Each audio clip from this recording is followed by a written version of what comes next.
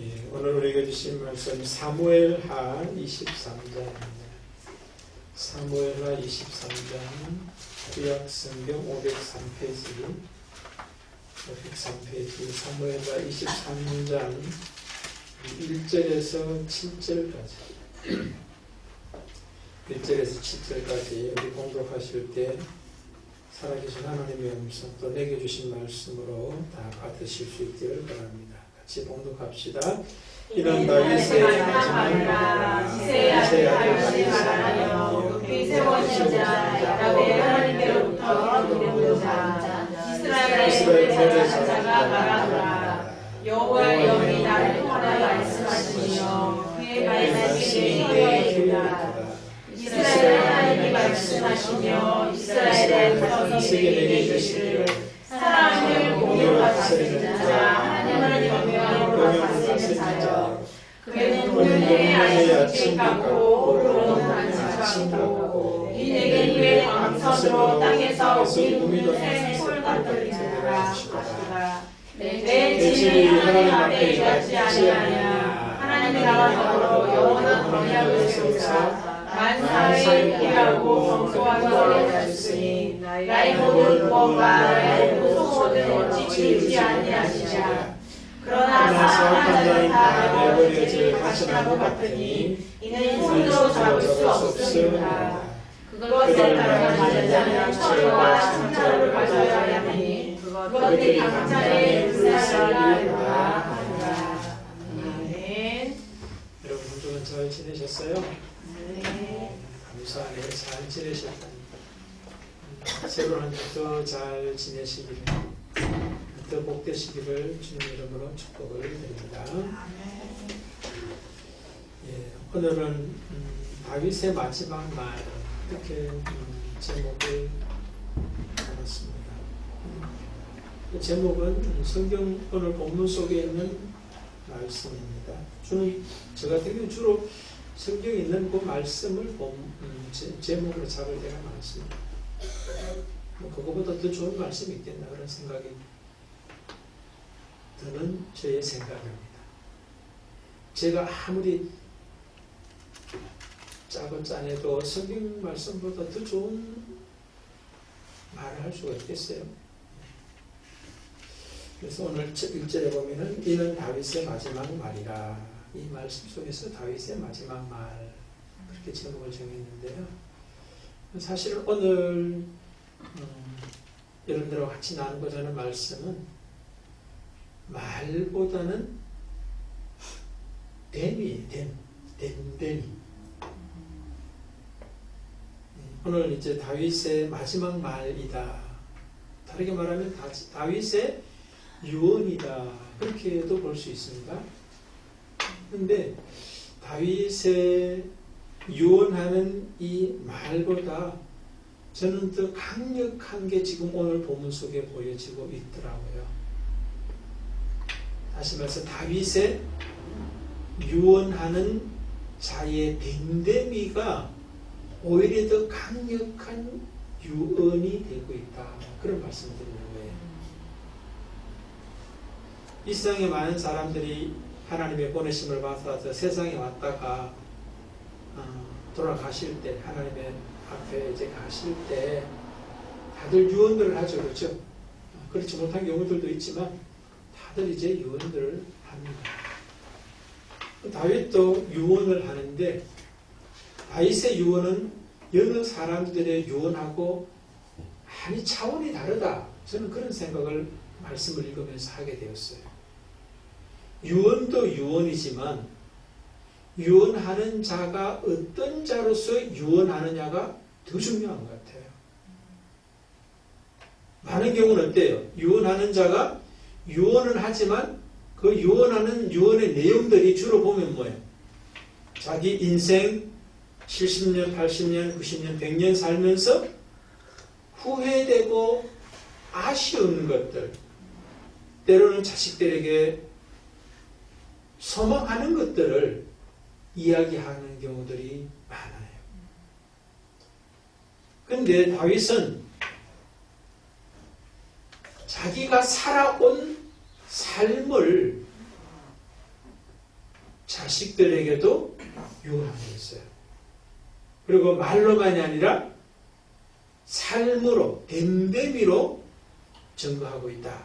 저는 그렇게 오늘 말씀을 묵상하면서 다윗이 정말로 하나님께 은혜 받은 사람이다. 진짜 하나님의 사랑을 많이 받은 사람이구나. 아니 가장 많이 받은 사람이구나 하는 생각을 다시금 하게 되었어요. 여러분 다윗이란 말 뜻이 뭐라고 그랬죠? 사랑받는 자라고 하는 의미가 있다고 그랬죠. 그렇죠? 또 하나의 의미가 두목이라고 하는 의미가 있다. 그렇게 말했어요. 그럼 두 가지 합치면 어떻게 되는 거예요? 예, 사랑을 최고로 많이 받은 자 이래 되는 거예요. 그 이름에 합당한 어떤 인생을 다윗이 보여주고 있다. 그런 생각이 든다는 거예요. 그럼 어디서 이제 그런 이야기를 할 수 있느냐 그렇게 말씀하실 수가 있는데요. 1절 우리 한번 같이 읽어보십시다. 이는 다윗의 마지막 말이라. 이세 아들 다윗의 말하며 높이 세워진 자 야곱의 하나님으로부터 기름 부어 받은 자 이스라엘 노래 잘하는 자가 말하노라. 뭐 그냥 읽으면 또 그냥 지나갈 수 있는데요. 저에게는 눈에 들어왔던 게 있습니다. 다윗이 이제 마지막 유언하는 어떤 그 말에서 유언의 내용을 말하는 말보다 더 먼저 무엇을 말하느냐 하면은 유언은 지금 어디서 시작되느냐 하면요. 3절부터 시작돼요. 실제적인 유언의 내용은. 그런데 1절 경우에 이제 말보다 더 먼저 무엇을 이야기하고 있습니까? 그렇죠. 자기가 누구이냐를 먼저 말하고 유언을 한다는 거예요.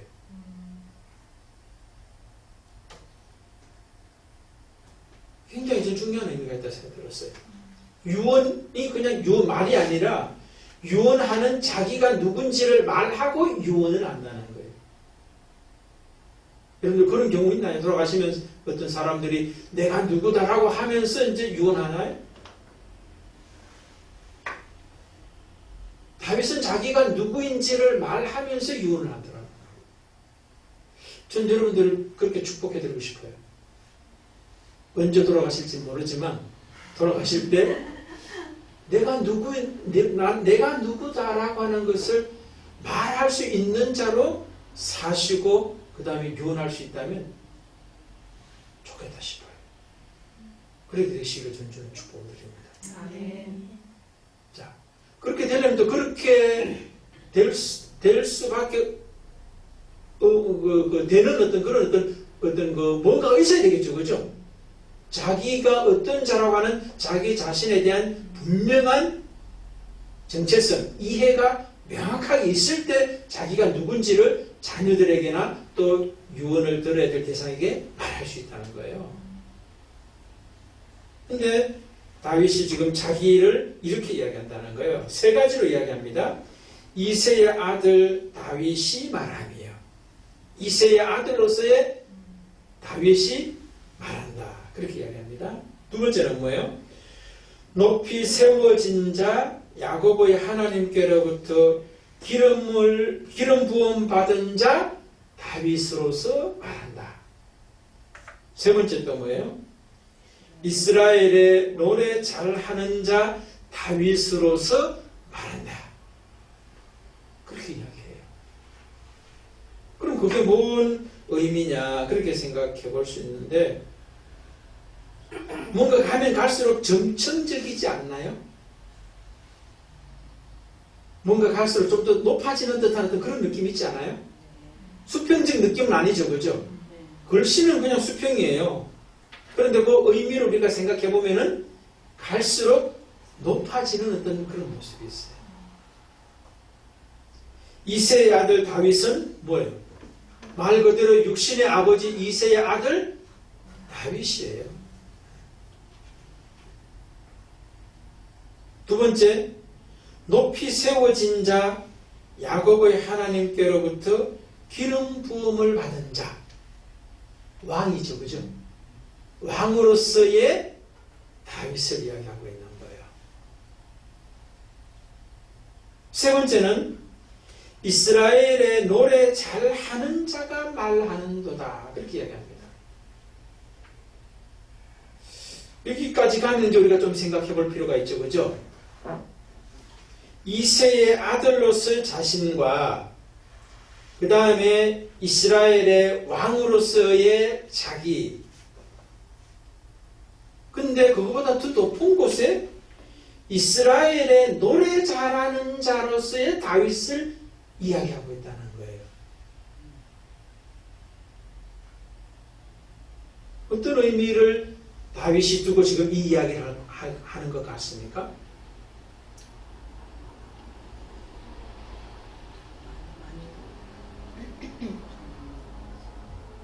생각이 없어요?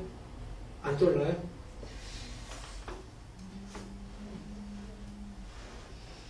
세 번째가 아니라 앞에 있어야 되는 거 아니에요.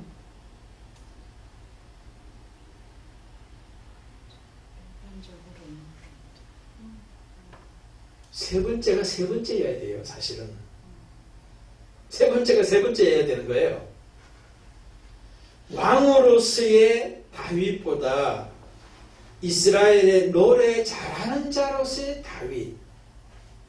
우리나라 번역이 제가 볼 때 노래 잘하는 자 이러니까 뭐 가수 이래 생각할 수가 있을지 모르겠는데 원어상으로는 찬양을 최고로 잘하는 자 이런 뜻이에요. 그러니까 또 확실히 와닿죠, 그죠? 그냥 노래 잘하는 자 이거보다는 찬양을 최고로 잘하는 자, 찬양의 히어로, 찬양의 영웅으로서의 자신의 정체성을 고백하고 있다는 거예요. 이 세상에 많은 사람들 같은 경우라면 왕으로서의 자신됨을 이야기할 수 있을 거예요. 또 그리고 이새의 아들이다라고 하는 것은 어쩌면 이야기 안 할 수도 있겠죠. 그런데 이 세 번째가 되는 사람은 왕으로서의 자기 정체성도 이야기할 수 있지만 인간 이새의 아들로서의 자기도 굉장히 소중하게 생각한다는 거예요. 왜? 그것이 하나님이 이새를 통하여 자기를 보냈다는 것을 인정하기 때문에 그래 되는 거예요. 그리고 다윗 같은 경우는 더 뭐예요? 찬양의 영웅, 찬양을 제일 잘하는 자로서의 자신을 이야기한다는 말은 자기는 하나님을 최고로 높이는 자로서의 다윗이라고 하는 정체성, 아니면 최고로 높이고 싶은 자로서의 자기 정체성을 이야기한다는 거예요. 멋있지 않아요? 여러분들도 돌아가실 때 아직 모르는 거 아니죠, 그죠? 우리가 언제 죽을지 몰라요. 예. 오늘 죽을 수도 있어요. 그러니까 평소 때도 여러분의 자녀들이나 주위 사람들에게 내가 누군지에 대한 어떤 그런 것들을 말할 수도 있어야 되겠지만 됨됨이로써 증거할 수가 있어야 돼요. 그 자체가 벌써 복이에요. 증거를 보고 듣는 사람보다 내가 먼저 복이라는 거예요. 그러니까 다윗은 지금 어떤 사람이냐 이렇게 했을 때 제가 볼 때는 감사하는 자였다.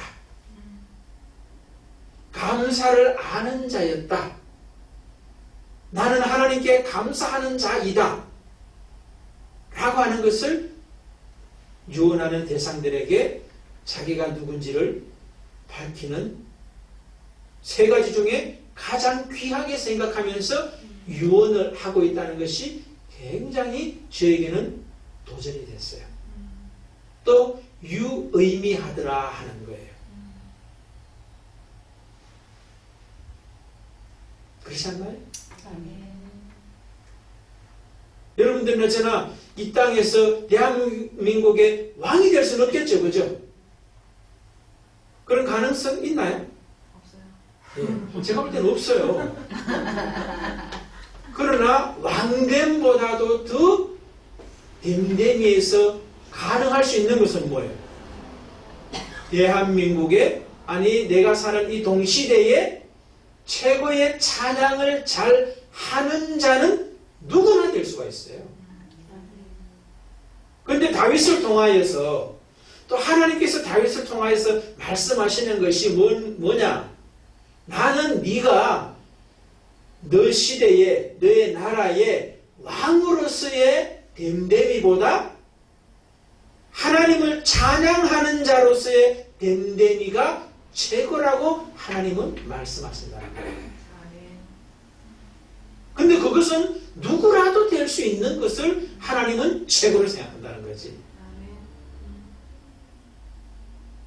찬양하는 자, 다른 말하면 뭐예요? 감사를 하는 자, 감사하는 자. 이게 최고의 인간이, 하나님의 사람이 댐댐이로 증거될 수 있는 최고라는 거예요.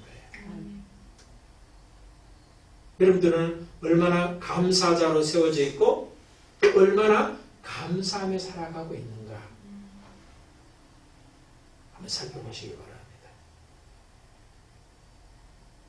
그래서 저는 오늘 이 말씀 속에서 다윗의 마지막 말, 유언보다 더 중요한 게 유언하는 자의 댐댐이가 무엇인지를 통하여서 유언의 내용이 더 강력하게 역사될 수 있다. 그렇게 할 수 있어요. 유언 그 자체도 강력한 힘이 있잖아요. 그런데 유언하는 자가 어떤 자이냐가 밑바탕에 깔려있다면 그 유언은 더욱더 폭발적이고 강력한 힘이 있게 되는 거예요.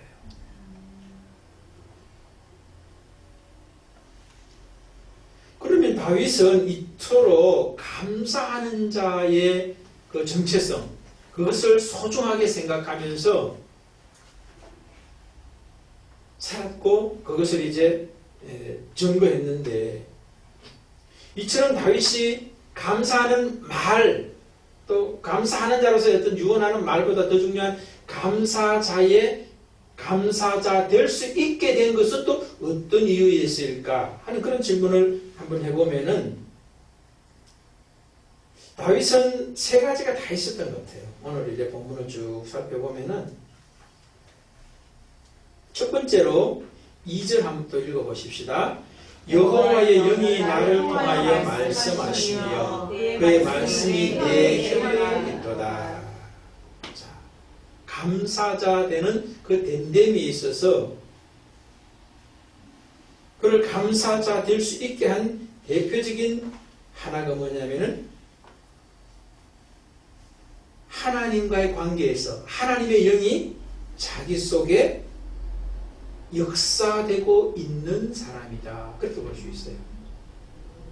여호와의 영이 나를 통하여 말씀하시며 그의 말씀이 내 혀에 있도다.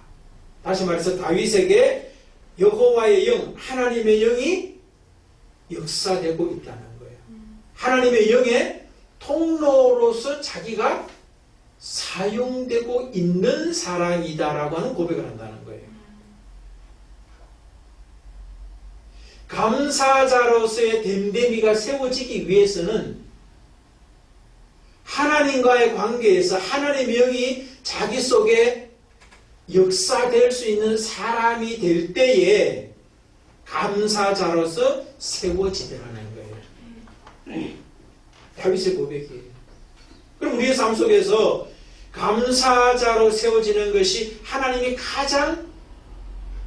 한 인간, 한 사람들, 한 인격에서 높이 어떤 평가하시는 어떤 내용인데, 그것이 가능한 사람이 바로 하나님의 영, 여호와의 영이 역사될 수 있도록 여호와께 자기 자신을 내어드리는 자가 감사자가 되게 되더라 하는 이야기입니다. 우리가 그 감사가 적다, 만약에 감사가 별로 없다 이러면은 제일 중요한 것 중에 하나가 감사거리가 없는 것이 아니라 여호와의 영이 나를 통해서 역사하실 때 여호와의 영이 있을 자리를 내가 차단시켜버리는 거예요. 성령이 역사하실 때 거기에 순복하고 따라가야 되는데 성령이 역사할 자리를 내어주지 않는 거예요. 다른 말로 하면 뭐예요? 오늘 뒤에 본문에 보면은 6절 이하에 볼 수 있어요. 그러나 사악한 자는 다 버려질 가시나무 같으니 이는 손으로 잡을 수 없음이로다. 그것을 만지는 자는 철과 창자를 가져야 하려니 그것들이 당장에 불살리리로다. 그러니까 성령, 하나님의 영의 역사를 경험하고 있는 사람과 반대되는 쪽의 사람이 뭐냐면은 사악한 자예요. 사악한 자는 어떤 사람이냐? 다 내버려질 가시나무 같은 존재라는 거예요. 그런데 가시나무 같은 존재가 왜 내버려지고 사악하느냐 하면 어떻게 됐습니까? 이는 손으로 잡을 수 없음이로다. 다시 말해서 이 손은 하나님의 손이다. 저는 그렇게 생각이 됩니다. 하나님의 손이 잡을 수 있도록 하지 않는다는 거예요. 하나님이 잡아서 사용하기를 원하지만 사용하지 못하도록 가시로 거절한다, 거부한다, 그렇게 볼 수 있는 거죠. 바로 이런 사람은 감사자가 될 수가 없는 거예요. 더 나아가서는 사악한 자가 된다, 그렇게 이야기하고 있습니다. 다른 말로는 하나님과 전혀 관계가 없는 자다. 성령과 전혀 관계 없는 자로서 인생을 살게 된다. 그렇게 말씀하고 있습니다. 그래서 감사자의 첫 번째는, 다윗의 감사는 하나님의 영이 역사하는 그런 믿음의 감사, 영적 감사가 다윗에게 누려지고 있더라. 그렇게 볼 수 있는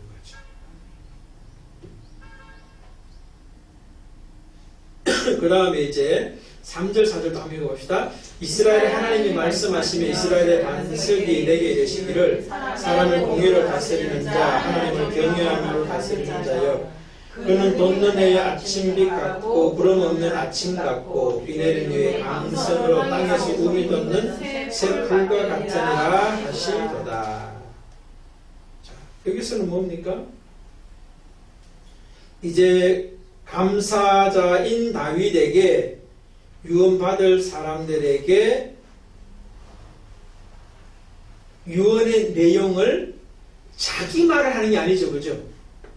자기 말을 하는 것이 아니에요. 또 이스라엘의 하나님이 말씀하시고 이스라엘의 반석이신 하나님이 내게 이르시기는 그 말씀을 그 유언을 하고 있다는 거예요.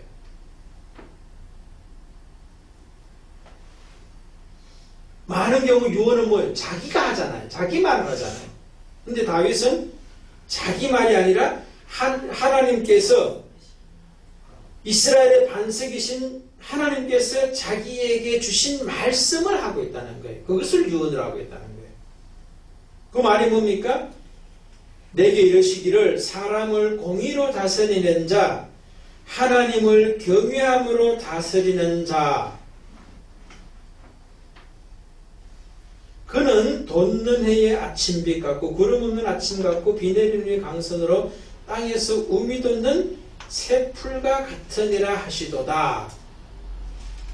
하나님의 말씀을 유언으로 하고 있는데 자식들에게 또 이 유언을 듣는 사람들에게 왜 공의로 사람을 다스려야 되고 하나님을 경외함으로 사람을 다스려야 되는지. 다윗이 지금 왕이잖아요. 그러니까 그의 자녀손들도 이제 왕으로 세워질 때 공의로 다스려야 된다. 그 다음에 하나님을 경외하는 자로서 다스려야 된다라고 하나님이 말씀하신다 하는 거죠. 왜 그래야 되느냐? 그렇게 할 때 4절이죠. 우리나라 성경은 좀 세 가지처럼 보이는데 또 다른 성경 보니까 두 가지로 이렇게 되어 있더라고요. 보세요. 그는 돋는 해의 아침빛 같고, 첫 번째예요. 왜 공의와 경외함으로 다스려야 되느냐는 거죠. 구름 없는 아침 같고. 근데 이걸 한 가지로 이야기할 또 이렇게 해석을 하고 있더라고요. 번역을. 그러니까 뭐냐면은 공의로 다스리는 자와 하나님을 경외하는 자로 다스리는 그런 왕으로서 삶을 살아갈 때 구름 없는 아침에 돋는 해의 아침빛 같고, 이렇게 번역을 하고 있더라고요. 다른 성경. 제가 볼 때 거기 더 맞는 것 같아요. 구름이 없는 아침에 돋는 해의 아침빛이, 상상해 보시길 바랍니다. 동해에 해 뜰 때 구름이 없어요. 그때 태양의 모습을 한번 생각해 보라는 거예요. 두 번째, 비 내린 후에 광선으로 땅에서 움이 돋는 새풀과 같으니라 하시도다. 여기서는 새풀이라 하니까 이제 좀 연약해 보이잖아요. 또 다르게는 또 새풀이니까 어떤 가능성? 이렇게도 생각해 볼 수 있는데, 새풀이 포인트가 아니라 광선이 포인트예요. 그러니까 다른 번역에 이렇게 되어 있어요. 비 내린 후에 움이 돋는 새풀과 같게 새풀이 되게 하는 광선, 이렇게 이야기하고 있더라고요. 비 내린 후에 움이 돋는 새풀에게 비치는 햇살, 이렇게 번역하고 있더라고요. 그러니까 또 이해가 쉽죠, 그죠? 그러니까 공의로 다스리고 하나님을 경외함으로 다스리는 자는 아침빛과 햇살과 같은 존재가 된다. 이야기를 하고 있는 거예요. 근데 뒤에는 아까 번에 뭐라고 그랬어요? 가시나무라고 그러잖아요.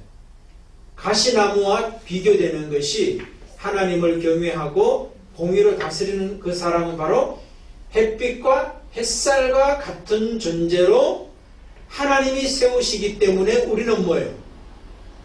공의와 여호와를 경외함으로 왕으로서 다스리듯이 우리의 인생을 살아야 한다는 것을 이야기한다는 거예요.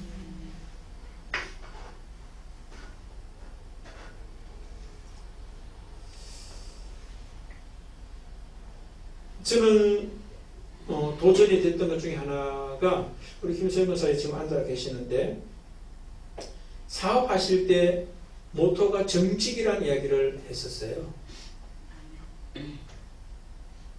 여러분, 사업하면서 정직하기가 쉬워요, 어려워요? 대부분의 사람들은 아마 정직하면 망한다 생각할걸요?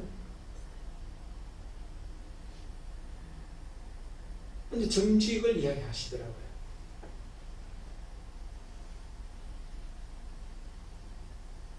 저는 굉장히 귀하다 그런 생각했었어요. 정직이 다른 말로 하면 뭐예요? 공의예요. 정직한 게 공의예요. 그 공의는 또 어디서 나옵니까? 하나님을 경배하면서 나오는 거예요. 그렇지 않아요? 하나님을 경외하는 자만이 공의를 행할 수 있어요. 하나님을 경외하는 자만이 정직할 수 있어요. 다윗도 뭐예요? 그의 인생을 다 살아오고 난 다음에 가장 사랑하는 자녀들과 사람들에게, 또 믿음의 후배들에게 공의를 이야기하고 있는 거예요. 공의를. 그 공의는 하나님을 경외하면서 나온다는 걸 말씀하고 있는 거예요. 그래야만 어떻게 된다는 거예요? 구름 없는 아침에 돋는 해와 같이 하나님이 그렇게 만드신다는 거예요. 내가 해가 되는 게 아니라 하나님이 구름 없는 아침에 해와 같이 빛나게 하신다는 거예요. 그런데 하나님을 경외하지 않는 자, 공의를 실행하지 않는 자는 사악한 자, 가시나무와 같은 자는 자기가 무언가를 하려고 해요. 그렇기 때문에 수단과 방법을 가리지 않고 공의와 반대되는 쪽에서 그것이 삶의 기준이 되어서 실행되기가 쉬워요. 하나님께서 가시와 같은 자는 또 어떻게 한다는 거예요? 불에 던져져 살림을 당한다는 거예요. 되는 것 같아도 안 된다는 거예요. 그러나 공의를 행하면 안 되는 것 같아도 하나님이 되게 하시면 된다는 거예요. 우리 조임 목사님도 끝까지 정직을 놓치지 마시길 바랍니다. 아멘 좀 하세요. 다른 분들도 마찬가지예요.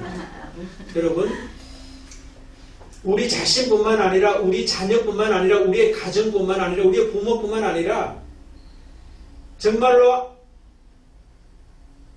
아침에 돋는 해와 같이 그리고 비온 뒤에 새싹이 돋아나게 하는 햇살과 같은 존재가 되려면 여호와를 경외하는 자, 공의를 실행하는 자가 될 때 하나님이 그렇게 하신다는 거예요. 아멘. 그래서 결국은 어떻게 되는 거예요? 감사자가 되는 거예요. 그러니까 다윗의 모습에서 감사자가 감사자 될 수 있던 가장 중요한 것이 하나님과의 관계가 얼마나 중요하다라고 하는 이야기를 지금 오늘 본문 속에서 우리가 깨닫는 거예요. 감사는 다른 어디서 나오는 게 아니에요. 핵심이 바로 하나님과 나와의 관계에서 나온다는 거예요. 우리 5절도 한번 읽어보십시다. 내 집이 하나님 앞에 이같지 아니하냐. 하나님이 나와 더불어 영원한 언약을 세우사 만사에 구비하고 견고하게 하셨으니 나의 모든 구원과 나의 모든 소원을 어찌 이루지 아니하시랴. 자, 다윗이 감사자 될 수 있었던 또 두 번째는 뭡니까? 내 집이 하나님 앞에 이같지 아니하냐.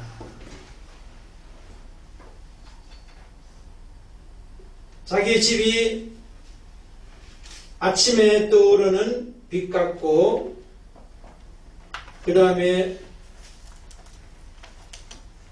새풀을 자라게 하는 움돋게 하는 비 내린 위에 광선과 같은 그런 존재로 하나님이 자기 집을 자기의 가정을 세워주셨다. 그러냐는 거예요. 하나님 앞에 내 집이 이같지 아니하냐. 하나님이 나와 더불어 영원한 언약을 세우사 만사에 구비하고 견고하게 하셨다. 그러니까 소유적 감사다. 그렇게 볼 수 있죠. 왕이 되고 또 자기가 현재 어떤 그런 소유하고 있는 어떤 모든 것들 이런 것들을 다 구비하고 견고하게 하신 분이 하나님이시다. 그러니까 하나님과의 관계에서 오는 하나님이 주시는 은혜를 고백하고 있다는 겁니다. 그러니까 하나님과의 관계뿐만 아니라 소유와의 관계, 환경적 관계에서도 감사할 수 있는 그런 다윗의 모습을 우리가 볼 수가 있어요. 그리고 우리가 1절에서 읽었던 것처럼 존재적 감사도 있죠. 자기가 누구인지에 대한 명확한 이해를 하고 있는 그런 감사자였다. 그런데 이 모든 것을 누가 가능하게 했느냐 하면은 5절 초중반이죠. 하나님이 나와 더불어 영원한 언약을 세우사 만사에 구비하고 견고하게 하셨다. 또한 과거입니다. 나의 모든 구원과 나의 모든 소원을 어찌 이루지 아니하시랴. 미래입니다. 과거도 미래도 현재도 하나님이 나를 감사자로 세우셨다. 아멘. 또 나를 감사자로 세우실 것이다. 아멘. 그렇게 이야기를 하고 있다는 겁니다. 그러면서 자녀손들에게 뭐예요? 유언을 받는 사람에게 너희들도 공의로 그 다음에 하나님을 경외하는 자로 세워지고 그리고 그렇게 백성들을 다스리라. 그 이야기를 합니다. 그래서 다윗의 유언은 유언뿐만 아니라 유언하는 자가 누구인지를 명확하게 증거하면서 유언하고 있다고 하는 것이 굉장히 귀하더라 하는 겁니다.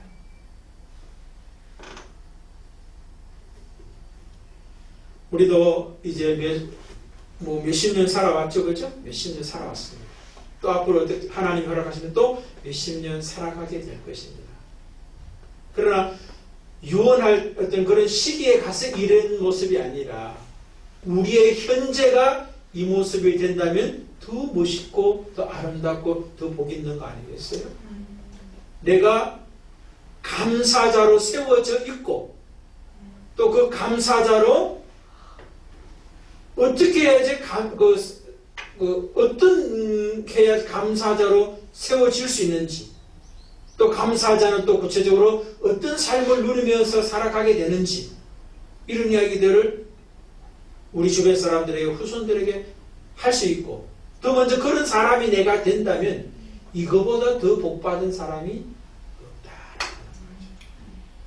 그리고 오늘 성령 강림 주일 이제 기념으로 이제 예배도 드리고 있지만 저 특히 절기에 따라서 이제 제가 하는 말씀 전하진 않아요.